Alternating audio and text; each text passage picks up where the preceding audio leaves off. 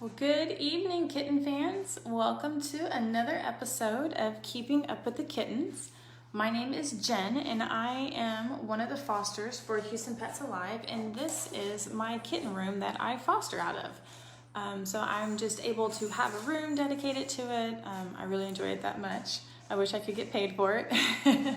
But these are 9 kittens that I have in here. That I received, let's see, I've had them, I guess, about going on a week and a half. So I got them last Saturday. So they've been doing great. They came in with some eye gunk and some runny noses, and our fabulous vet staff was able to get them some meds, and they are all on the mend now and doing well. They are scheduled, well, some of them are scheduled for surgery this coming Tuesday. Some of them made weight already. So I'm going to be taking about 5 of them down on Tuesday to get spayed and neutered. But they are doing great. So if you have any questions while you are watching, please throw those down in the comments down below. Make sure to share this with your friends and family. Give it some thumbs up or some hearts. And we are going to continue to watch the kittens for a little while.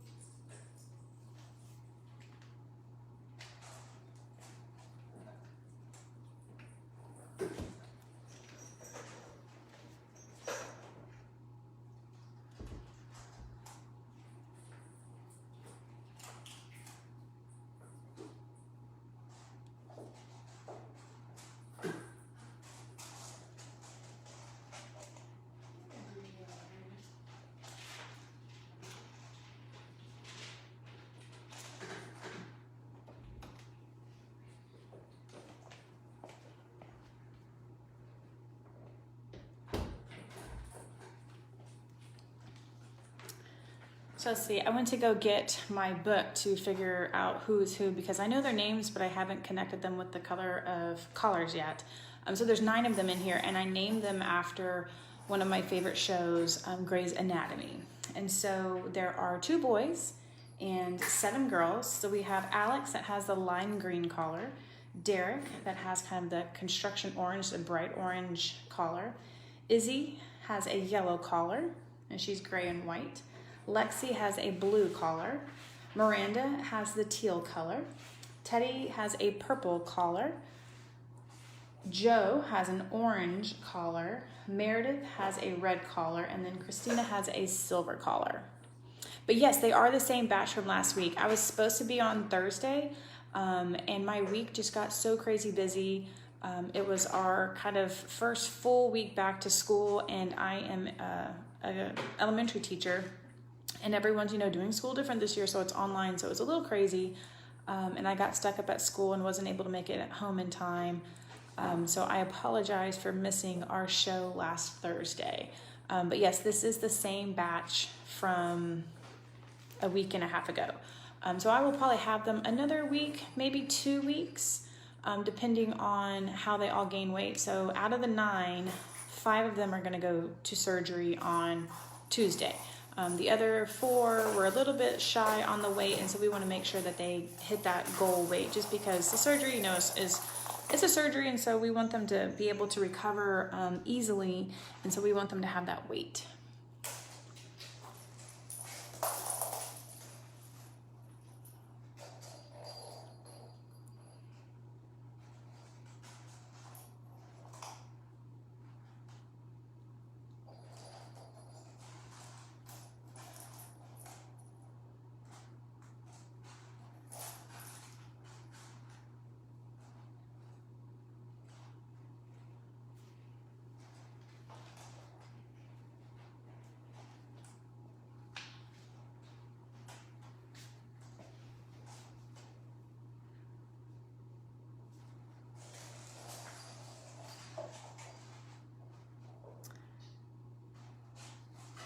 So I wanted to talk a little bit about pet disaster preparedness. So with all of the wonderful things that we have been encountering in 2020 and that it keeps on coming, one of the things that we want to make sure is that we are prepared also for our pets. And so I just wanted to kind of go over briefly some things, just some main points about what you might need to do in order to get your pets ready for a disaster, whether it be weather related or social related or whatever might be happening, to get those guys ready for the so one of the things is to think about that if you have to leave and if it's not safe for you to stay wherever you're at, it's not safe for your pets to stay either. And I know that puts some families in some weird predicaments because there may be, it may not be a pet friendly place where you're going, but those are some things to kind of think about ahead of time. The second thing is make sure that whatever you put in your emergency kit, you need to make sure you have for your animals as well. They will need food, they will need water, they will need their leashes, carriers, if you have cats, even sometimes the dogs or the smaller dogs, you might need smaller carriers that way. So make sure you have that ready in your emergency kit. The next thing to think about is your evacuation plan. So if you do have to go somewhere and your plan is to stay in a hotel somewhere, maybe think about looking ahead and seeing, well, what hotels do accept pets, or where can I go that pets are allowed?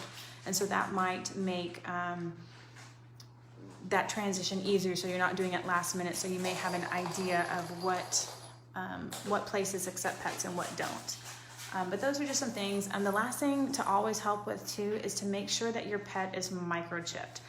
So you can do that when they're getting spayed and neutered. If they're already spayed and neutered, you can always still do that again. It's just an injection with a little microchip that's implanted underneath the skin, and they can either sometimes just deaden that area and do that just in an office visit. And so that will allow that if your pet was to, get lost or, something like that, that whoever finds that animal is able to take them to a vet and get that microchip scanned, and then it would have all your information connected to you so that they would be able to reunite you. So when we were dealing with Harvey, we came into that a lot of pets weren't microchipped, they didn't have collars on. There was nothing to help us identify pets and get them back to their owners. So by having that microchip done, it helps that reunification of the owners and the pets. And so something to look into if your pets aren't microchipped. Another thing to do to make sure when they're microchipped is that you follow through with the microchip registration. A lot of people get their pets microchipped and then they don't follow through with the registration. So make sure that you check into that.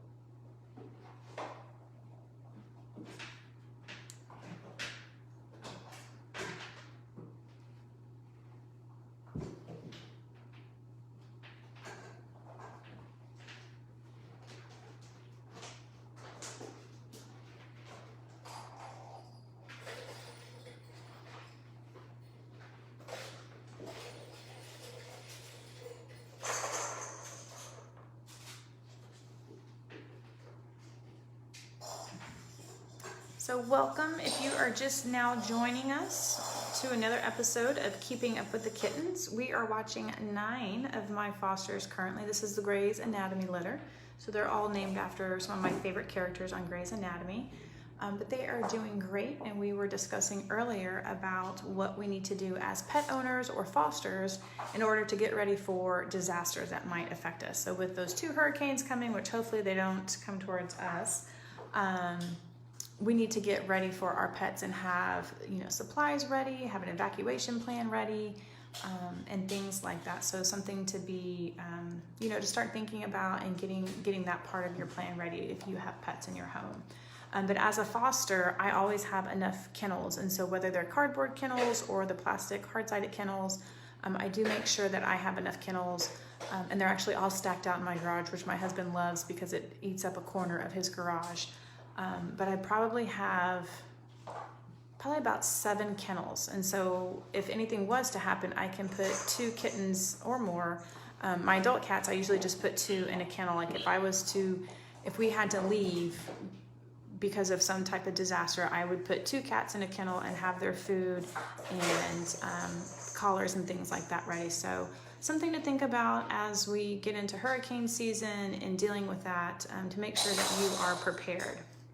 I know that we have a plan with HPA with all of our kittens and cats that are at the pet store. So we contact their previous fosters, or we find new fosters to go ahead and get them out of those stores and to get them into a safe place. Because if we do end up dealing with a weather disaster such as a hurricane or flooding or something like that, we want to make sure they're not in those stores and that we have somebody that can check on them every day. And so sometimes if they're in the stores, we can't do that. So we do look ahead and we do make a plan for that. So there is kind of an evacuation or a preparedness plan that we do have for all of our fosters. There's a lot of websites that you can check too. Red Cross has one, ASPCA.